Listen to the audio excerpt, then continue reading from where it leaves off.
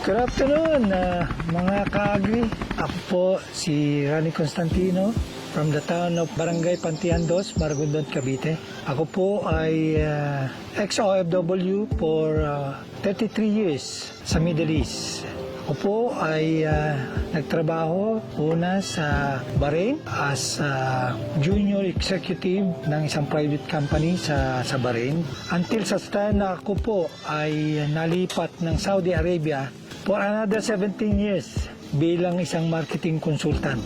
So bilang ako isang OFW ay talaga pong masasabi ko na napaka-challenging ng isang buhay OFW. So for more than 33 years ay doon ko nakita na there is no forever in being an OFW. Wala pong permanente na pagiging OFW. Kasi naniniwala ako na sooner or later ay babalik at babalik ako ng ating bansa.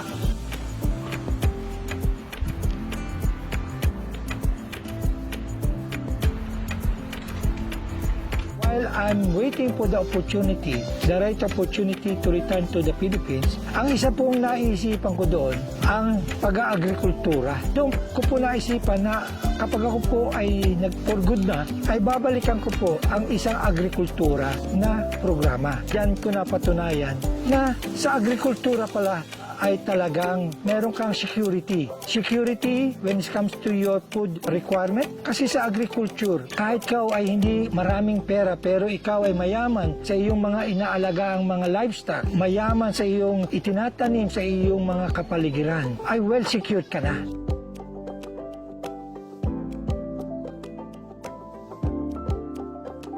Dito ko nakita na ang agrikultura ay napakalaki ng pwedeng maitulong personally at pwede mo pa rin i-share ito within the community. What I'm saying this to you, there is no impossible to people who want to learn and to innovate in some program that will be beneficial.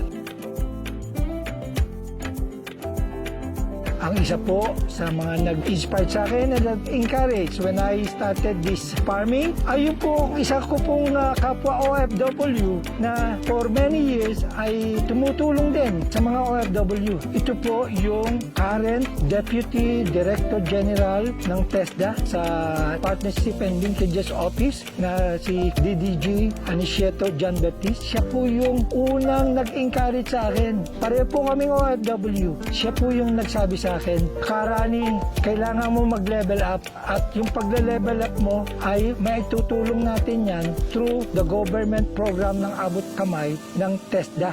I am very honored to share to you na today is the day that the Constantino Farm become a registered farm school for animal production. Hindi lang nakakatulong sa isang farmers na kagaya ko na nag-umpisa sa ganitong farming.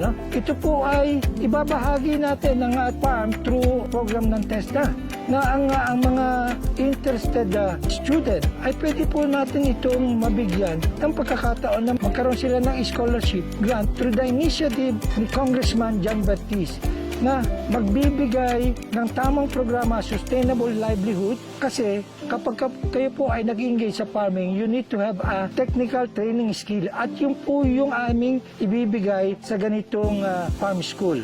Malaki po ang pasasalamat ko sa mga tao na nag-inspired sa akin na maitawid ang ganitong programa para maibahagi sa ating mga kababayan. At hindi po lang dito natatapos sa farming dahil kanina po as they award yung certificate of my registration as a farm school ay nag-level up na naman po agad na ito po ay directly na beneficial sa mga constituent dito sa barangay ng Pantian Dos, Maragondon, Cavite, and it will be extended to neighboring region through the TESDA regional offices. Maraming salamat.